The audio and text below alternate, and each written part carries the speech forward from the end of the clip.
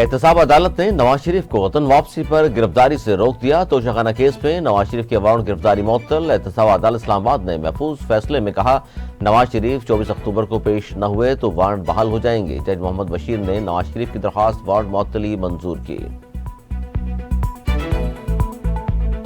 बैनुल-अक़वामी सफारती कोशिशें भी इसराइल को फलस्तीन के खून से हाथ रंगने से न रोक सकीं। गाजा में इसराइली फौज ने एक ही रोज में मजीद 433 फलस्तीनियों को शहीद कर दिया।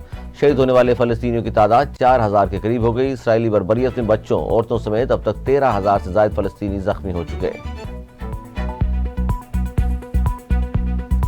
अमेरिका ने अक़वाम मुत्तहिदा में गाजा के लिए इंसानी इमदाद की करारदाद को वीटो कर दिया। OIC का गाजा की नाकाबंदी खत्म करके इमदाद भेजने का मुतालबा गाजा से फलस्तीनियों की जबरी बेदखली मुस्तरद कर दी। 15 रुकनी सलामती कौंसिल में 12 वोट करारदाद के हक में पड़े।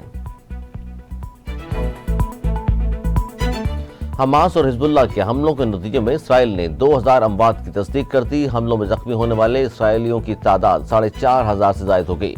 हिजबुल्लाह ने इसराइल के टैंकों को हतफ बनाने की वीडियो जारी कर दी। जनूबी लबनान की जानिब भेजा गया मुबैना इसराइली ड्रोन भी फिजा में तबाह कर दिया।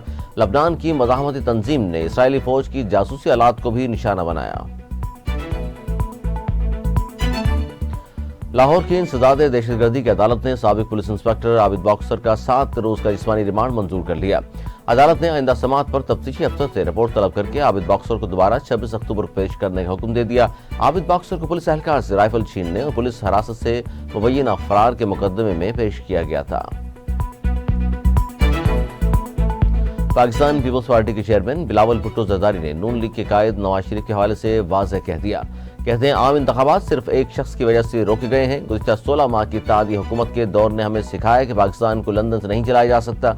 उम्मीद है इनकी बड़ी वापसी होगी और इलेक्शन कमीशन फिर इंतखाबी शेड्यूल का ऐलान करेगा।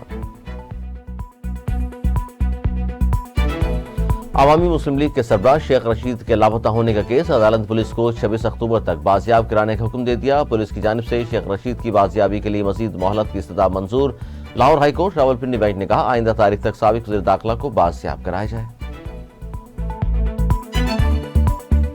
अक़वाम मुत्तहिदा में पाकिस्तान के मुस्तकिल मंदूब मुनीर अकरम कहते हैं, इसराइल के अंधाधुंध हमलों में गजा की आबादी को इज्तिमाई सजा दी जा रही है।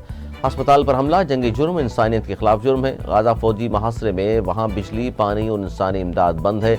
पाकिस्तान फौरी जंगबंदी की हिमायत करता है। अफसोस सलामती काउंसिल जंगबंदी का मुतालबा नहीं कर सकी।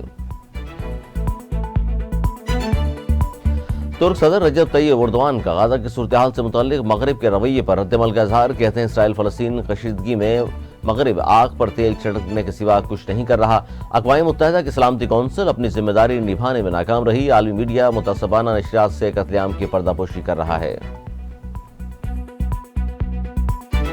और ICC ने वर्ल्ड कप में 2 पाकिस्तानी फील्डर्स को इम्पैक्ट लिस्ट में शामिल कर लिया। पाकिस्तान, न्यूजीलैंड, ऑस्ट्रेलिया और भारत के 2 फील्डर्स को इम्पैक्ट लिस्ट का हिस्सा बनाया गया। पाकिस्तान के ऑलराउंडर शादाब खान 15.13 और opener Fakhar Zaman 13.1 rating points के साथ ICC इम्पैक्ट फील्डर्स चुन लिया गया।